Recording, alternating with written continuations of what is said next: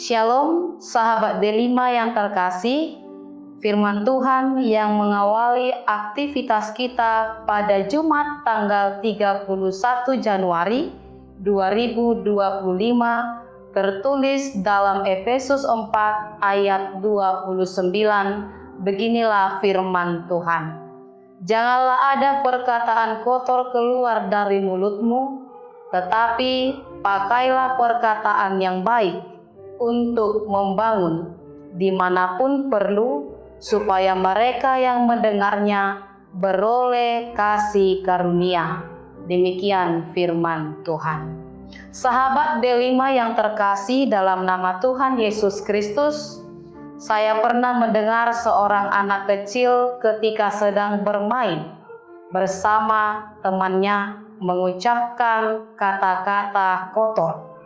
Dan spontan saya menegurnya dan bertanya kepada anak tersebut, "Dari mana kamu tahu berkata demikian?" Dan anak itu menjawab, "Dari teman-temanku." Peristiwa tersebut membuat hati kita pasti menangis.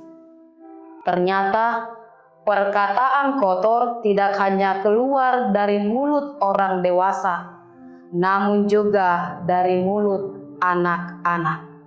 Padahal seharusnya anak kecil haruslah dilatih dan diajarkan untuk berbicara dengan sopan, bertutur kata yang baik, agar kelak generasi kita berakhlak yang baik dan memiliki iman yang benar.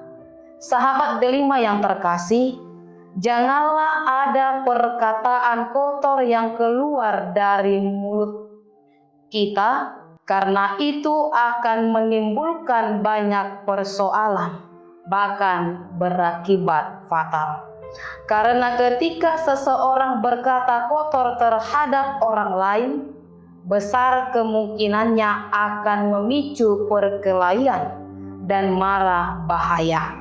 Maka tidak sedikit kita dengar terjadi pembunuhan karena sakit hati atas perkataan kotor atau perkataan yang menyakiti hati orang lain.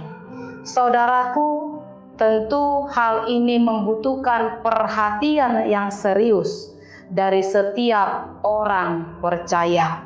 Lalu, bagaimanakah cara mengatasinya agar setiap orang dapat menjaga cara bicaranya? Rasul Paulus dalam firman Tuhan ini berkata di ayat 29, "Janganlah ada perkataan kotor keluar dari mulutmu, tetapi pakailah perkataan yang baik untuk membangun dimanapun perlu, supaya mereka yang mendengarnya beroleh kasih karunia."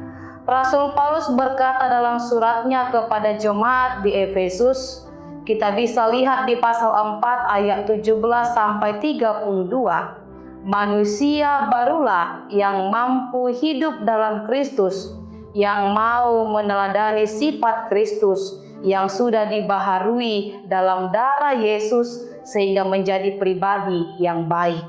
Inilah yang menjadi hidup kita. Hidupku ini bukan hidupku ini bukan lagi dalam kegelapan, tapi sudah menjadi anak-anak terang. Maka segala perkataan, tingkah laku, dan seluruh gerak-gerik hidup ini, ya, harus seturut kehendak Kristus. Tidak lagi hidup seperti orang yang tidak mengenal Allah. Jadi caranya agar kita stop berbicara atau bercakap kotor, yaitu maulah dibaharui. Berikanlah dirimu diubahkan Kristus dari manusia lama menjadi manusia baru. Buanglah segala kecemaran dan hal-hal yang tidak baik. Latihlah dirimu mengucapkan perkataan yang baik. Pasomal-somal madiri marhata nadinggan, agar orang yang mendengar mendapatkan berkat dan beroleh kasih karunia.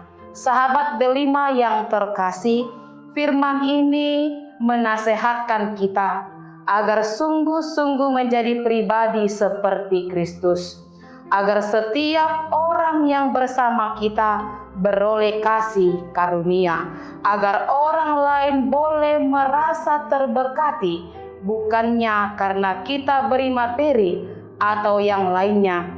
Namun Paulus berkata, perkataan yang baik yang keluar dari mulut orang percaya juga dapat mendatangkan kasih karunia bagi orang lain. Marilah kita merenung sejenak, bertanya pada diri kita sendiri, sudahkah kita menjadi manusia baru? Perkataan yang manakah yang mendominasi dalam hidup kita sehari-hari? Perkataan kotor atau perkataan baik yang membangun? Saya percaya kita yang telah dimateraikan Allah dalam darah Kristus sudah stop berkata tidak pada perkataan kotor, namun perkataan kita adalah perkataan yang membangun, memotivasi orang lain. Maka melalui firman Tuhan ini, mari orang-orang muda, anak-anak, bapak, ibu yang mendengar firman Tuhan ini katakan stop perkataan kotor, yes perkataan baik, agar kita dan orang lain beroleh kasih karunia. Amin. Horas.